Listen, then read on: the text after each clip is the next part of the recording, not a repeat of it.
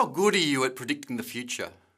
Maybe you have a good track record of knowing what will happen in your life next week or next month, but as you project out to 10 or 20 years, it gets a lot harder.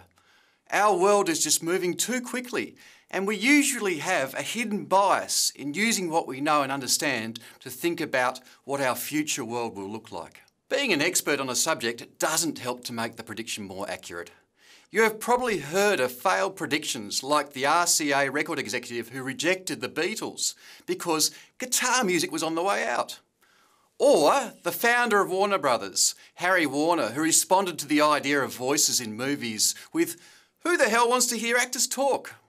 This happens in mining as well, and the response of the industry to the commodity price boom leading up to the global financial crisis in 2007 has many great examples. One Australian executive infamously responded to the suggestion of the boom being stronger for longer with a public statement of demand for metals being stronger forever. We know how that prediction turned out. If future predictions are so hard, what can we do? Mining does need to plan for the future because many investments have operational lives of several decades. For example, the operational life of the Escondida copper mine in Chile is projected to be over 60 years. Planning for investments like this means having a long-term view of the future and how it will affect the business of mining, or at least it should have. One of the best methods to plan for an unknown future is scenario planning. Developed by Shell in the 1970s, scenario planning doesn't try to make predictions. Instead, it stress tests decisions against a variety of possible futures. Scenario planning experts emphasise the importance of plausibility over probability.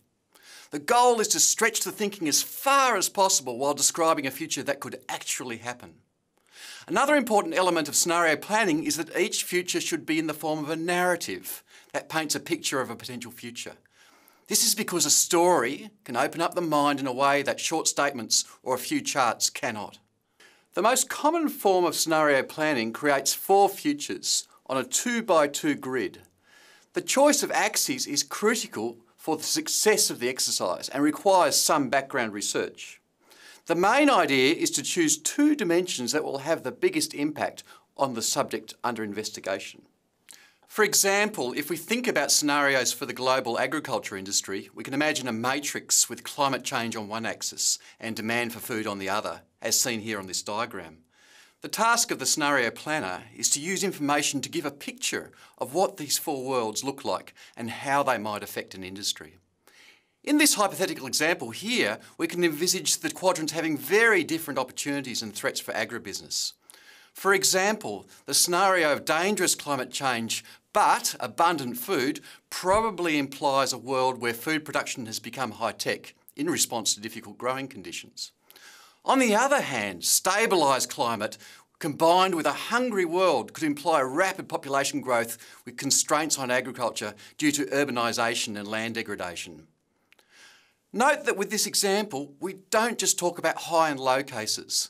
Scenario axes use descriptions that evoke stories and thinking along a continuum. As well as testing current strategies against these alternative futures, scenario planning can encourage people to look for signals that one scenario is emerging over the others. Using our example, failure of international carbon reduction agreements would signal the move to more extreme environmental outcomes from climate change. Scenario planning is about adapting to uncertain futures. You might have heard that chance favours the prepared mind. This is a proven process that enables organisations to sense change and respond to futures that represent threats and opportunities. Throughout this course, we will use scenario planning to develop alternative futures for mining and what these futures mean for businesses, governments and other stakeholders.